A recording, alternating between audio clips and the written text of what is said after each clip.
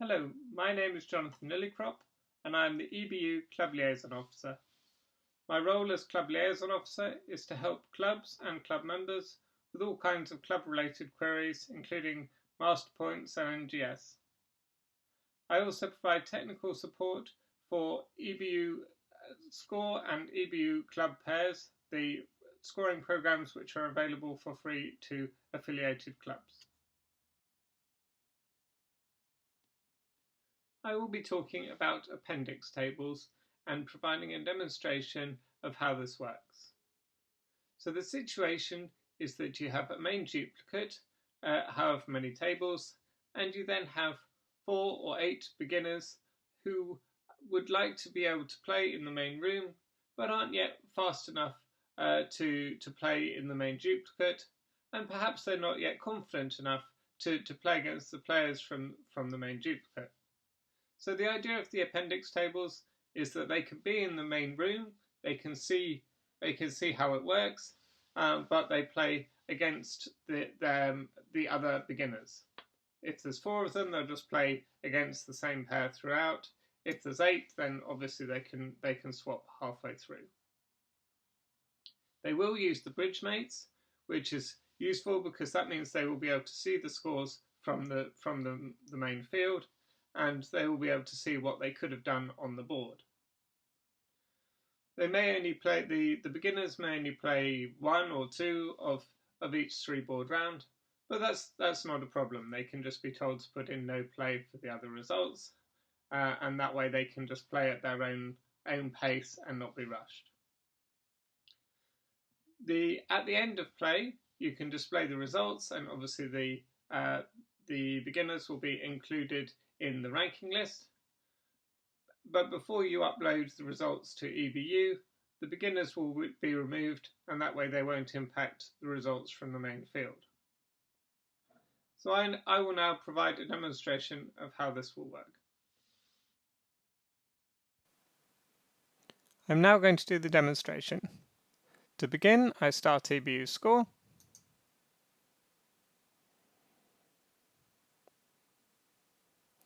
Click Pairs Events. For the purpose of this demonstration, I'm going to presume that we have 5 tables playing in the main event. Then we have 4 beginners, so 1 appendix table. So I click Create New Event.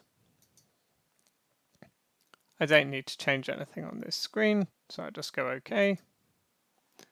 Select Movement. And I've said that we're going to have 5 tables plus 1 appendix table, so that makes a total of 6 tables. So I select 6 tables. Now if I go to Standard over here, you'll see the normal movements that you would expect for 6 tables. I have loaded the appendix tables as club movements, so if I go to Club, I'll see here 5 table 3/4 howl with 1 appendix table. So that's what we want for our situation. So I click on that and click Show Movement.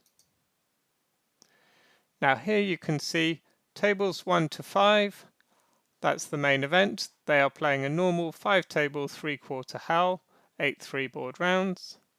And then at table 6 we have pairs 11 and 12 who are the beginners who are going to play against each other throughout. So that looks good. I can then click OK. It says 5 tables, 3/4 howl with 1 appendix table, 6 tables, 8 3-board rounds, boards 1 to 24 in play.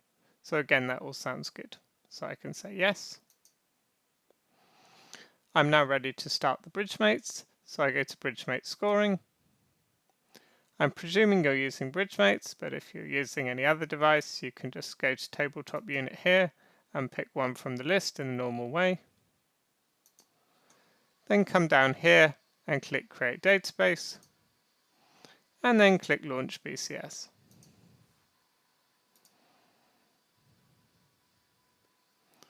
So the BridgeMate control will start. There's actually no server connected to this computer, so it's not going to be able to do anything, but obviously that will work for you. So now they're underway, they can all play and enter their scores on their bridge mates. As I mentioned, if the table of beginners, if they only play 2 boards in a round, that's no problem. They can just put no play in for their 3rd board. So I will now fast forward to the end where we have some results.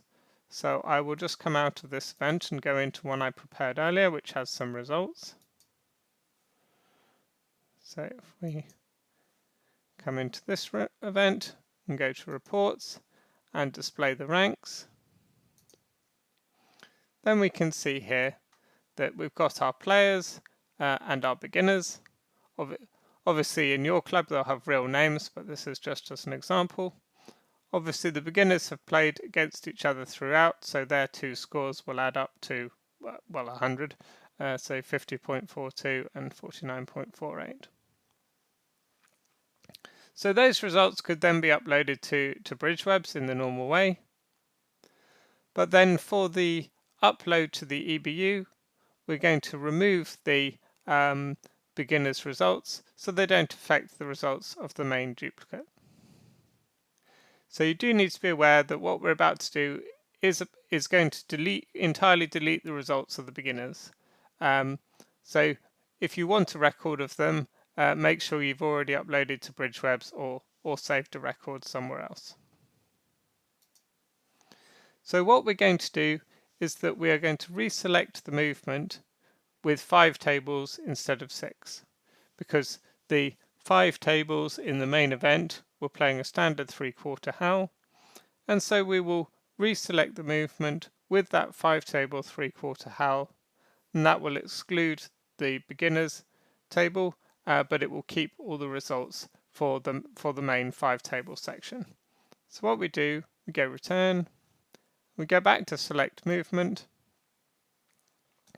we just change the tables from 6 to 5. Now we want the standard movements for 5 tables, and this one here with 3/4 howl, we can have a look. This is what they were playing with North-South 9 stationary at 4 and North-South 10 stationary at 5. That was the movement they were playing, so that's perfect. Make sure retain results is ticked. It will be by default. Then just click OK. That all looks fine, so we can say yes. And if we then go to reports and display the ranks, now you'll see that we've got all our players. They've all played 24 boards, but the beginners have been removed from the results. So we can then just close that and then upload to Bridgewebs and to the EBU in the normal way. Hopefully that explains how it works.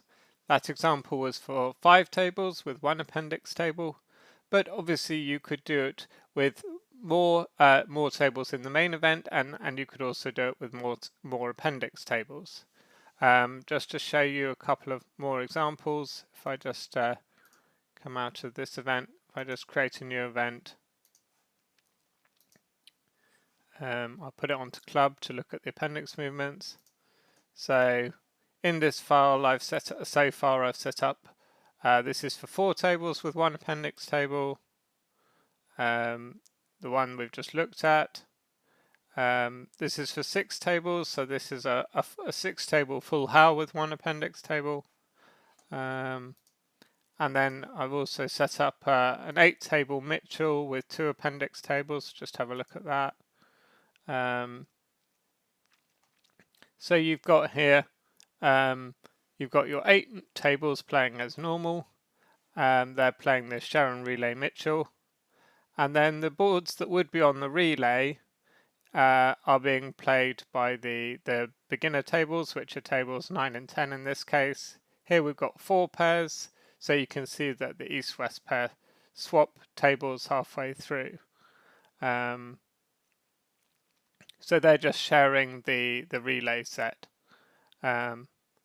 So this could be done with any number of tables. You just need to work out how you're going to deal with it with the boards, because it will be slightly different for different numbers of tables. So I hope that has been useful. If you think this is something that your club would like to explore, then please do get in contact with me. I can then help you set up the specific movements for the numbers of tables that you're likely to have both in the main event and the number of appendix tables you're likely to have. As I said at the beginning, I am responsible for all club related matters, so if you have any club related queries, please do get in contact. And also if you have any technical support requirements for EBU score or club pairs or club teams, and that includes if you just need some training, then please do get in contact. Thank you very much for listening.